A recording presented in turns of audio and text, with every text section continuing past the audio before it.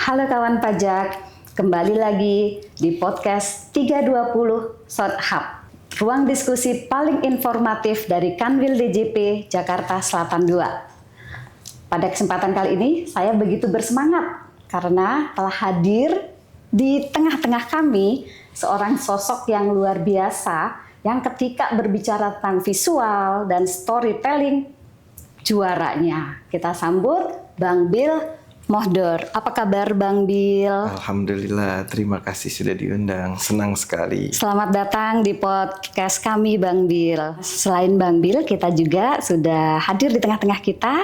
Ada penyuluh senior kita yang nanti akan ngobrol-ngobrol tentang pajak Bang Bill. Kita sapa dulu. Halo Babe Yuda. Halo Mbak Opi. Apa kabar Babe? Alhamdulillah baik banget dan sangat senang ini. Sangat senang ya Be. Saat ini kok bisa disandingkan sangat dengan favorit saya, Bang Bill Mohdor. Sama, ya. Sama Be. Kita senang banget hari ini. Iya. Terima kasih Babes. Satu kehormatan buat kita di sini.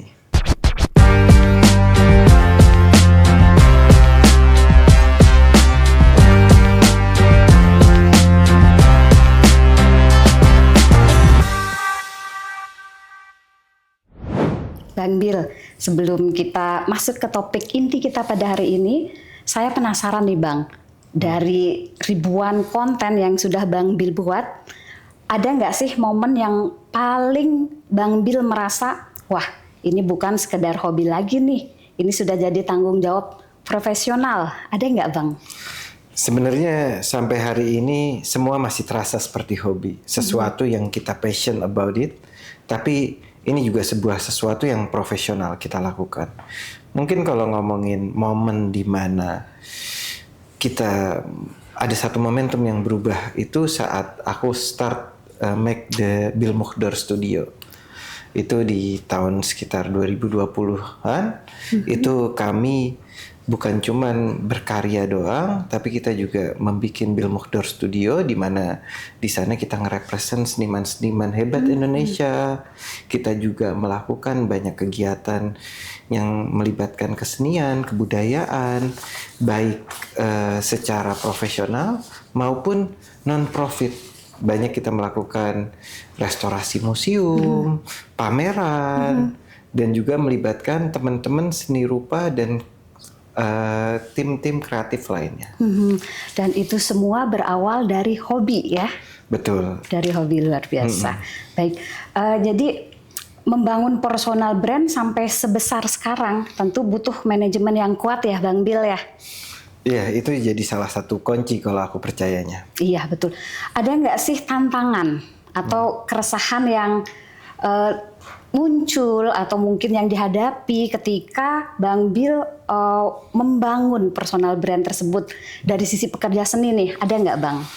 Yang pasti sih kalau saat kita membuat sebuah personal brand ataupun juga studio, ya pasti kita butuh tim yang baik, konsistensi, tapi mungkin challenging yang aku rasakan dan juga mungkin kawan-kawan di pelaku seni itu bagaimana ketidakmenentuannya income secara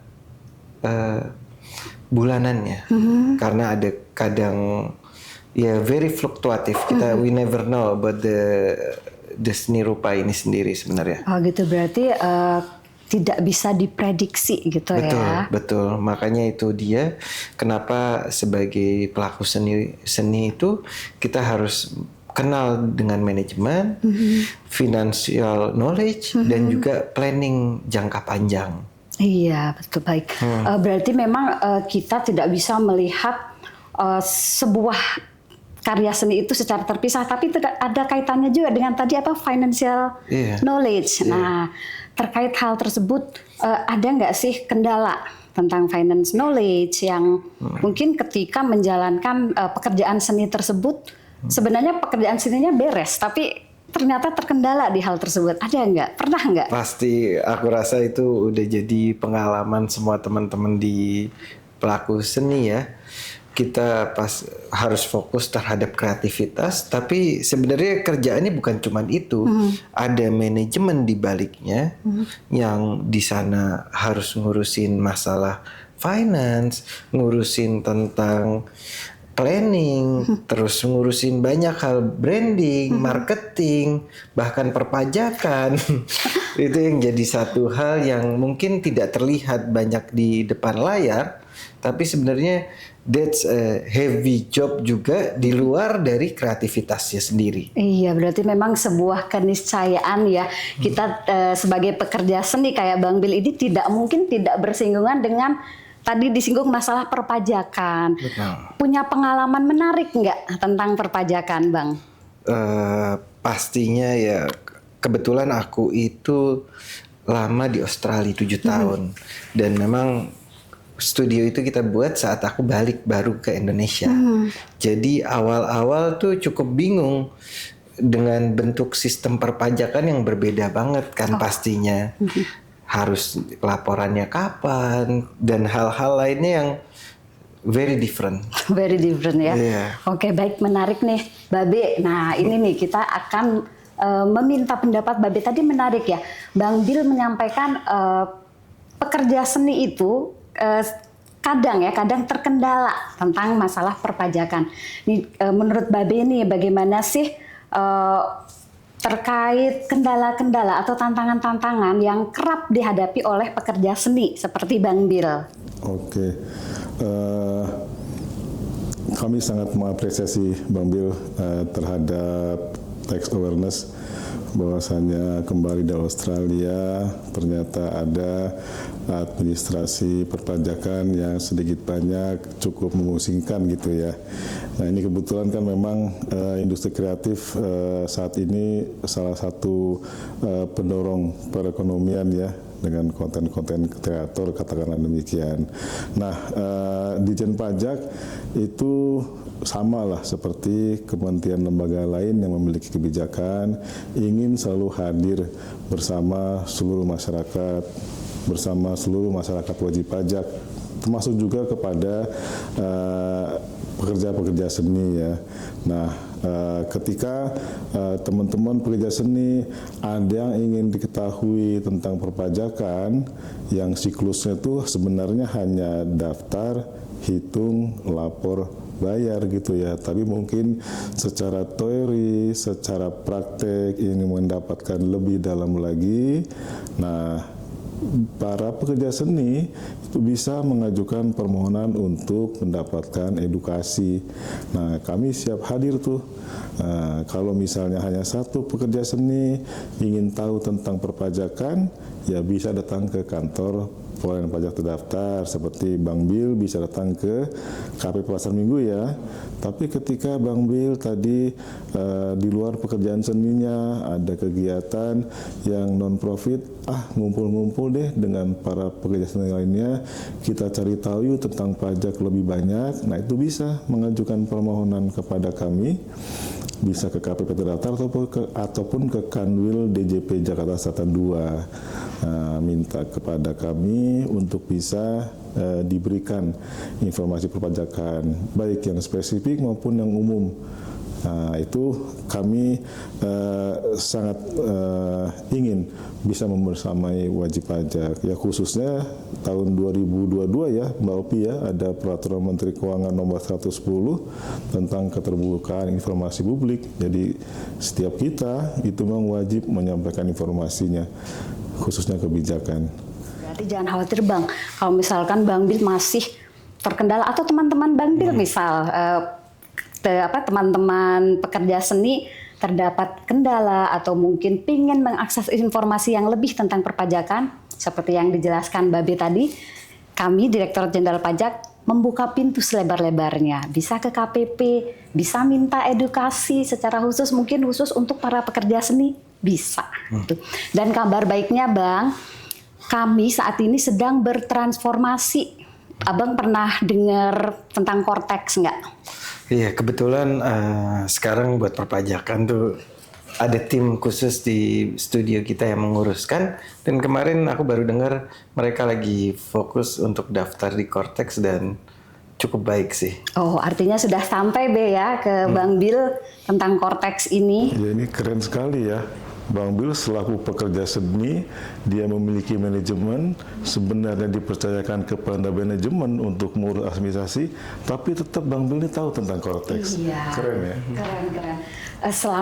Selama bergelut dengan Cortex ini, tim manajemen Bang Bil pernah mengeluh nggak sih Bang tentang Cortex? Mungkin ada permasalahan apa gitu, susah ngakses atau apa gitu, pernah nggak? Sampai hari ini sih nggak ada keluhan dari tim, dan juga malah aku ngerasa cukup cepat sih dalam proses pengerjaannya.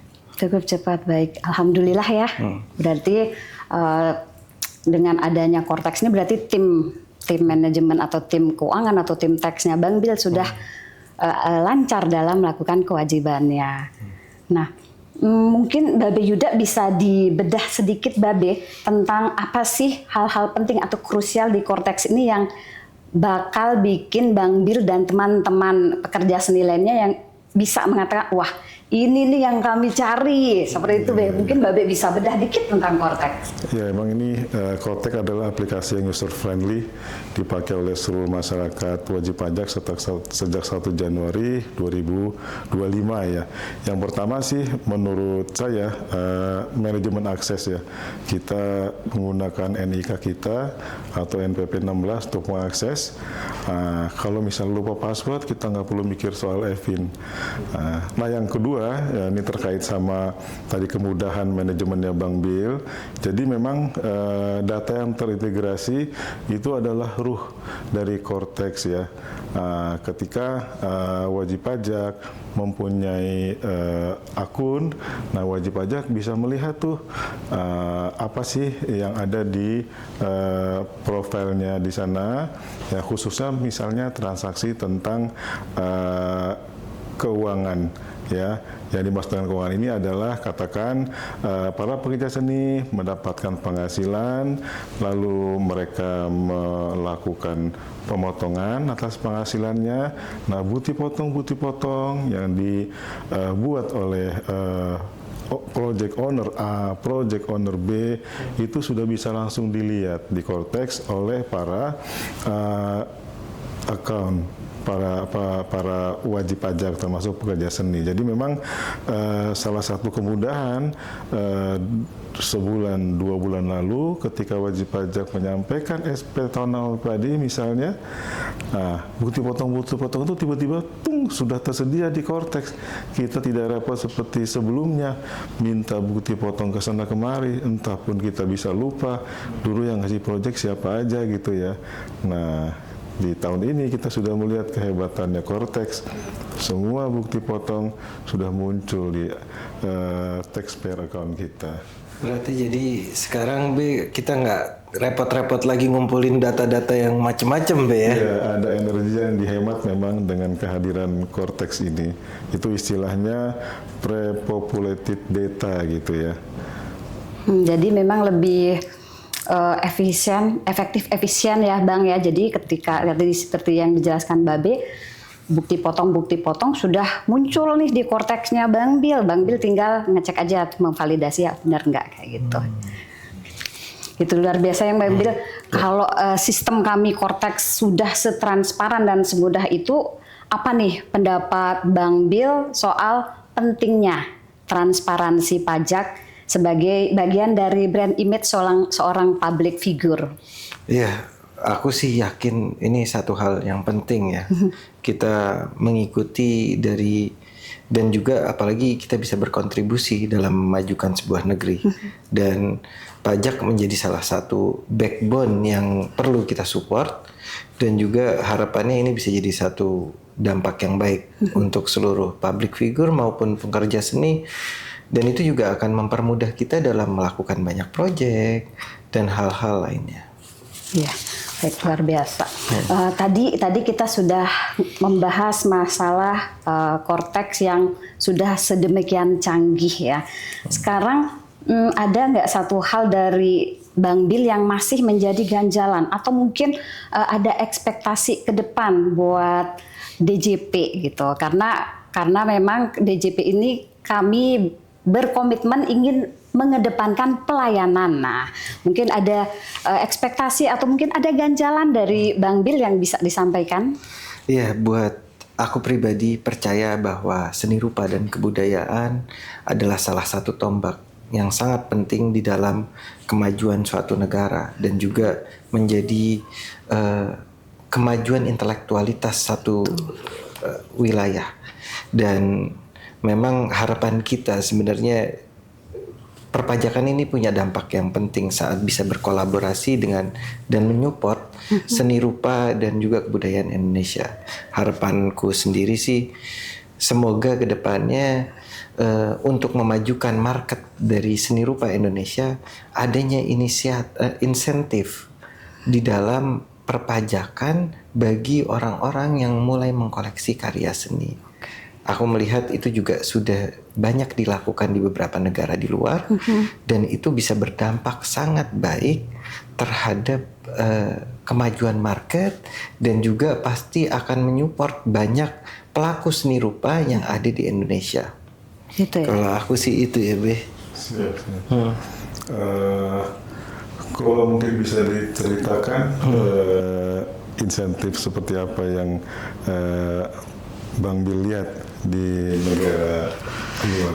Ya, aku ngelihat banyak sekali, artinya para pengusaha itu mendapat insentif dalam bentuk perpotongan wajib pajak mereka saat mereka membeli karya seni, yang kemudian akhirnya mendorong market dari seni rupa ini menjadi growth lebih tinggi lagi. Iya. Oke, saya bisa pahami ya, karena memang karya seni yang dibuat oleh teman-teman pekerja kreatif ini adalah barang kena pajak ya, yang ketika diserahkan oleh pekerja seni yang merupakan pengusaha kena pajak, maka harus ada PPN di dalamnya sehingga harga barang seni itu lebih tinggi ya. Untuk aspirasi wajib pajak ya, kita semua mengetahui, saya rasa bahwa peraturan perundang-undangan yang tersedia untuk mengawal kebijakan di Direktorat Jenderal Pajak yang meliputi dari undang-undang, peraturan Menteri Keuangan, peraturan Dirjen Pajak, katakanlah demikian, itu antara lain hasil observasi internal. Tapi tidak dipungkiri juga ada hasil dari masukan-masukan para pengusaha, wirausahawan, kelompok usaha. Nah, apa yang tadi menjadi harapan Bang Bil dan mungkin juga seluruh pekerja seni itu bisa disampaikan kepada Direktorat Jenderal Pajak. Ada pintu yang bernama audiensi.